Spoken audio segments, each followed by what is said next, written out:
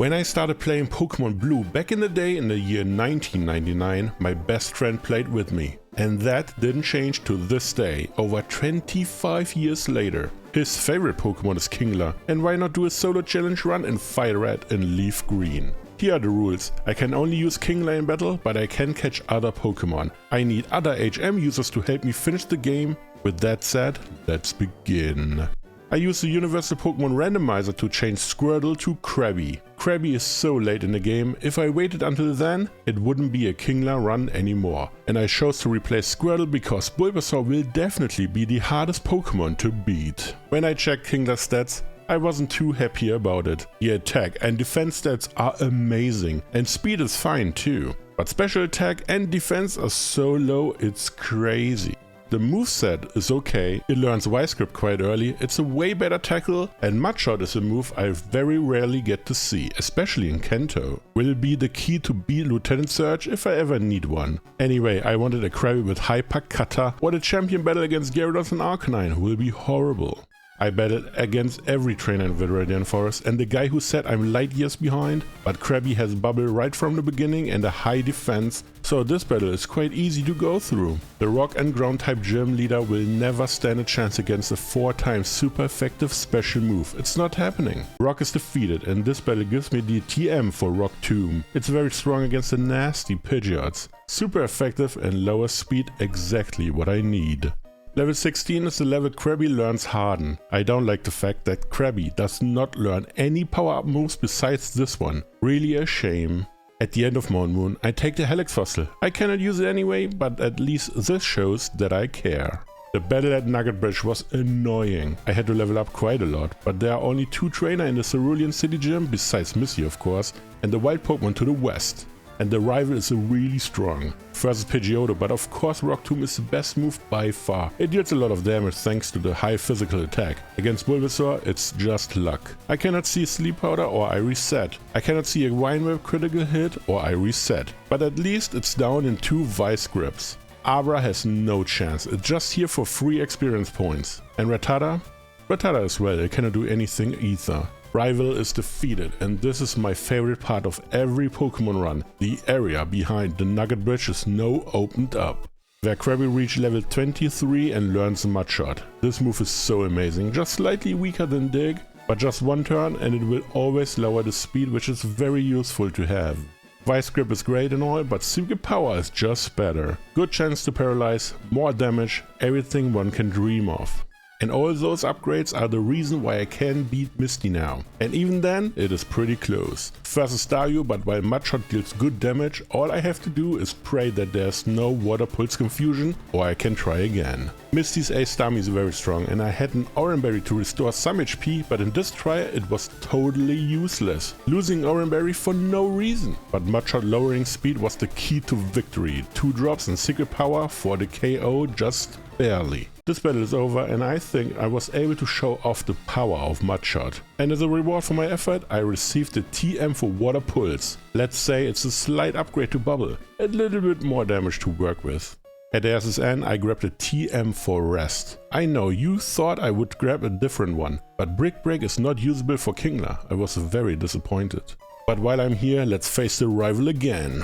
This battle is very hard to pull off. I need a lot of tries and fear this will not get any better. Pidgeotto is not an issue, Rock Tomb works perfectly. Ivysaur however can do a lot, but Secret Power immediately paralyzes it while Krabby went to sleep. No, Ivysaur stayed paralyzed for 2 turns just to let Krabby wake up and defeat Ivysaur. If Ivysaur hits, it's over. Raticate is interesting, and this shows how ridiculous the high defense can be. I love it. Against Kadabra, always play around Disable, especially if it's easily affordable like for Krabby. The level up brought Stomp, but I feel like Secret Power is just a bit better even though flinches are very nice to see. The rival is finally defeated and I can go on to beat up the easiest gym leader in the entire game. It's not even a challenge. Well, believe it or not, I cannot beat Lieutenant Surge, it's not possible. Voltorb and Pikachu are bad, who cares? But Raichu just one-shots from full HP just like that. So I have to figure out a way to win here. And I found it. I just let Krabby evolve into its final form Kingler, the reason to do this Pokemon challenge in the first place. Kingler is just a beast. Lieutenant Surge went from literally not possible to absolutely free. It's so easy now. Kingler is faster, hits harder with mud shot, beating everyone in one hit. That is great. Lieutenant Surge is defeated and of course never stood a chance, am I right? I can still say that Lieutenant Surge never beat me ever. Even if there's nothing to do in Rock Tunnel, I like finishing that part up. I just need to reach Lavender Town and this time grab the TM return quite early. I have a feeling this will be the most important move later on. And here's the main attraction to Lavender Town. It is the arrival again at the Pokemon Tower. I feel like the experience boost from Rock Tunnel should give me an edge now. First a Pidgeotto, but one Rock Tomb KOs. Ivysaur is a big issue as always. Secret Power will defeat it in 2 turns. Razor Leaf did a huge number, it's amazing. Low special defense is harsh. Gyarados is now part of the team and Hyper Cutter already proves useful. Just 2 hits and it is over for the Water Snake. Fire type Growlithe is similar but goes down even faster. Last is Kadabra, but Secret Power is just too much for it to handle. The rival is defeated and now comes the part of the run where some issues can come up. But I have to move forward and see what I can do. Of course, Giovanni is not part of the issues I was talking about. His team is super weak against any Pokemon and especially water types. Onix is down after a single water pulse, and so is Rhyhorn even with that low special attack. Kangaskhan is always a bit of an issue, but not this time. Kingler has such a high defense, the normal type cannot push through before going down. Giovanni is defeated and that gives me the safe scope. I can now decide to do the whole Fuchsia City part of the game or try Erica, and I think I worried for nothing actually. Well, I got really lucky, but that's not what matters, right? First Victory Bell and Secret Power did over half while Stun Spore missed. I do have a Cherry Berry, so it's not a big deal. Tangela got really screwed. Secret Power paralyzed and it stayed paralyzed, but what are the good moves it can use? Ingrain? Vileplume is the last Pokemon and of course I got a critical hit just so that the battle is skipped. Erica is defeated, but Vileplume couldn't do a lot anyway. Using Sleep Powder would be bad, but everything else should be fine. Now with both electric and grass type gyms out of the way, the next part should be a lot easier. I rescue Mr. Fuji at the top of Pokemon Tower and receive the Pokeflute to wake up Snorlax, which is in my way to reach Fuchsia City. Here's the Safari Zone where I can get the HM for Surf. So this is interesting now. Do I use Surf, which is the best water type move, or do I use Crab Hammer later on? Kingler's signature move. I guess Surf it is, but it feels wrong. I forgot to grab the coin case earlier, which is needed to buy the coins in the game corner. I would never use the machines here, but I want the Mystic Water since Kingler's special attack is very low, and I might need to hit a lot of surfs in the next part of the game.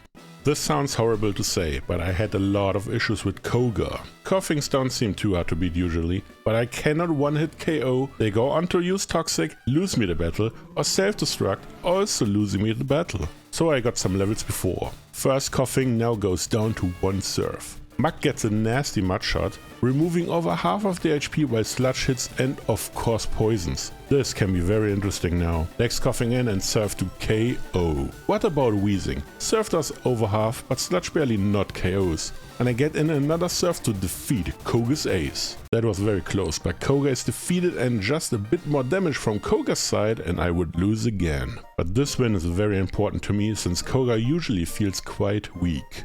Especially compared to the rival Silphco. This one is very hard, I need a lot of luck to win. Venusaur is a way bigger issue than I expected going into this run. But first is Pidgeot and Rock Tomb does not KO, but Wing Attack doesn't do a lot against the huge defense. Venusaur in the only way to win, Return does over half while Sleep Powder missed. Yeah, it's not looking good for the next battles against the rival. To be fair, Hyper Cutter in the high defense destroys Gyarados. So hard so that Dragon Rage is the best move it can use. Similar to Growlithe, but I have the type advantage as well. Hyper Cutter is amazing. Alakazam has 2 low defense and goes down to 1 return. The battle was super easy if Venusaur cannot do its thing, and Hyper Cutter grew on me big time. But Rock Tomb looks very bad now, while Mudshot is slowly outclassed as well.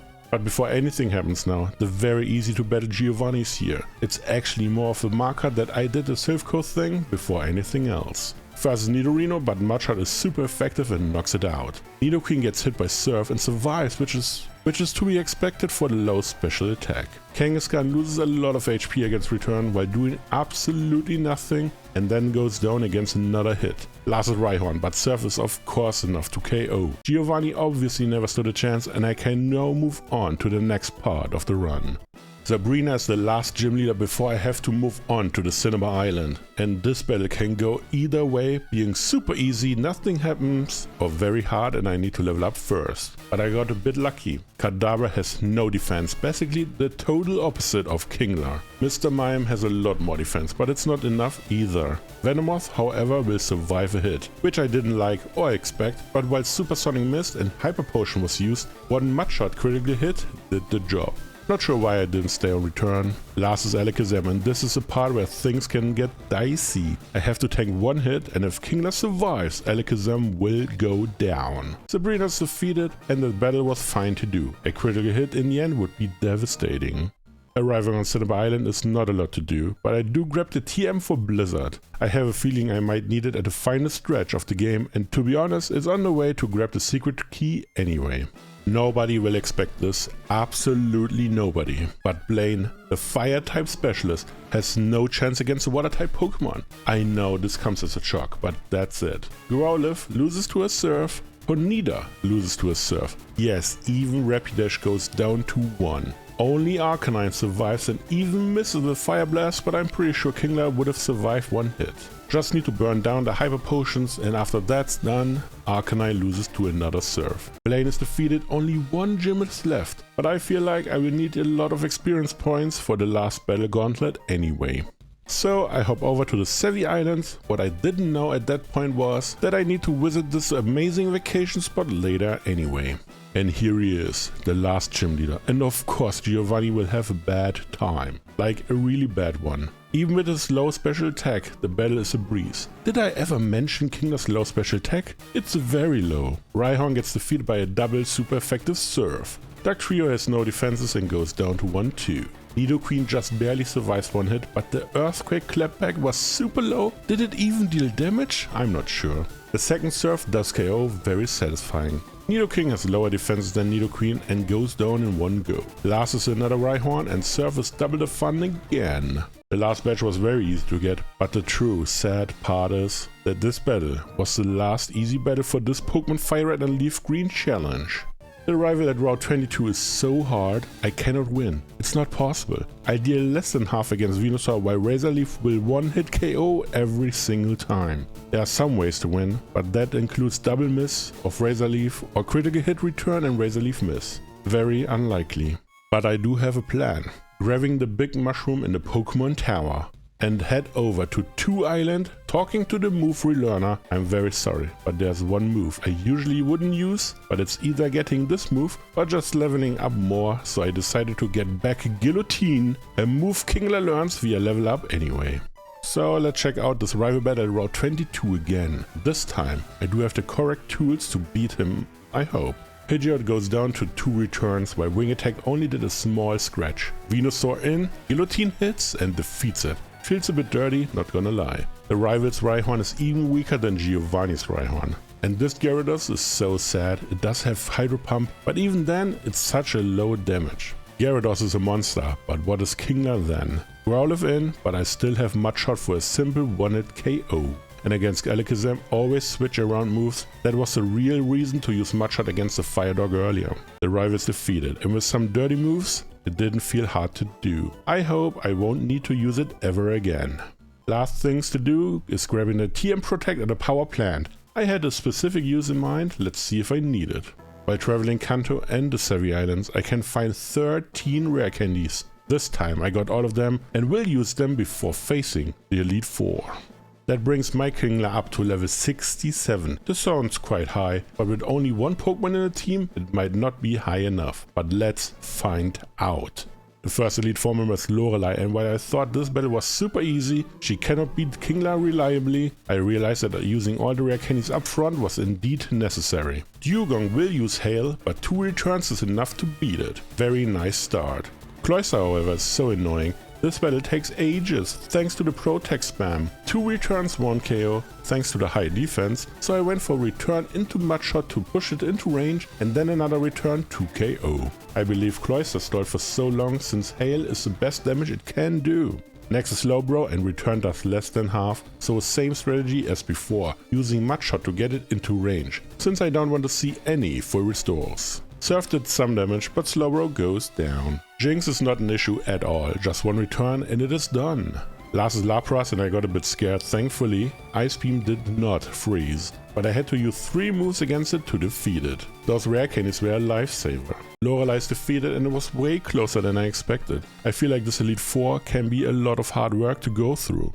Well, not Hiker Bruno of course. Is he the worst major battle in the entire game? I'm not even sure what I can say. First Onyx and Surf knocks it out. Hitmonchan sees a return and was able to lower Kingler's speed with Rock Tomb, but another return is enough. Hitmonlee is great, uses Mega Kick, misses and goes down in one return. Bruno's Ace Machamp can be dangerous, it has a lot of strong moves, but I have the great strategy I used against Lorelei.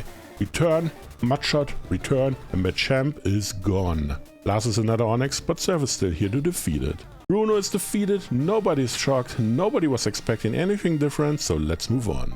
The next Elite Four member, Agatha, is one of the hardest trainers to beat, just because she has all the annoying moves like Hypnosis, Confuse Ray, and can poison as well. The good thing is, all her damage is physical, so Kingler might have a good time. First Gengar has Double Team, which I forgot to mention, and Surf even missed once, but 2 hits was enough to beat it. Golbat enters the arena and of course uses Confuse Ray. Let's hope it won't cause any problem. This Arbok is great. It could use Screech to remove my defense, but use Sludge Bomb for some damage instead. The second Gengar was funny. First missing with Hypnosis, then missing with Hypnosis, getting a full restore back up just to hit with Sludge Bomb and immediately poisoning. I had a Chesterberry, but not a Lumberry. Last is Haunter and I thought I'd lose now, but while Surf didn't KO, it used Curse to remove its own HP and goes down. Agatha is defeated and this was really funny. The poison was really good, even while it didn't look like it. Double Hypnosis miss was the reason why I had the chance to win this battle in the end. Now comes Lance, the guy who always loses to water-type Pokemon, and today should be the same. And this is also the reason why I picked up the TM for Blizzard earlier. Dragonites are bad news. First Gyarados, and while Bite does just a tiny bit of damage, double return is enough to beat it, and Hyper Cutter helped against Intimidate. The first Dragonair has Thunder Wave, which can be annoying, so Lumberry is here to remove it before Paralysis becomes an issue. It's a bit sad to see Return not defeating it in one hit. Second Dragonair is a lot less harmful, but that Outrage did a good chunk with Dragon being special in this game. Here comes Dragonite, the big bad of the Elite Four. Blizzard hits and leaves about 1 HP, cannot be a lot more. So return into the full restore and then hope Blizzard hits again, which it does. This went way better than expected. Last is Aerodactyl, but it's a physical attack against the Kingler with Surf. 2 hits and the Flying Stone is down. Lance is defeated, the Elite Four is over and now comes the champion, the final hurdle to overcome before Kingler can be the new king of Kanto. This battle is super hard. A lot of stuff has to go right for Kingler to even have a chance. But let's see and let's find out if Kingler has to what it takes to beat FireRed and LeafGreen in a solo challenge. First Pidgeot and return critical hits to KO, but the worst Pidgeot was able to do is Sand Attack. Next is Venusaur and the fun begins. Return hits for some damage and Growth was used. Another return and Venusaur is defeated. Solar Beam needs to charge up anyway. Alakazam has Psychic and that did an astronomical amount of damage, but thankfully one return is enough to KO. Rhydon comes in and goes away immediately after using one Surf. I made fun of Gyarados the whole run, but this is no joke anymore, thanks to Alakazam's damage. Thankfully it was just one Hydro Pump that hit, or this would be game over. Last is Arcanine and Surf does not KO. Flamethrower hits to bring Kingler down to 19 HP. This may sound sad, but thanks to extreme speed there's only one way to win. Guillotine. It was so close to win without, but Arcanine did have some good moves. The champion is defeated. Kingler was able to beat FireRed and LeafGreen as a solo challenge, and the crown of Kanto goes over to Team Guillotine. Thank you for watching. Please like, comment and subscribe. I see you in the next one.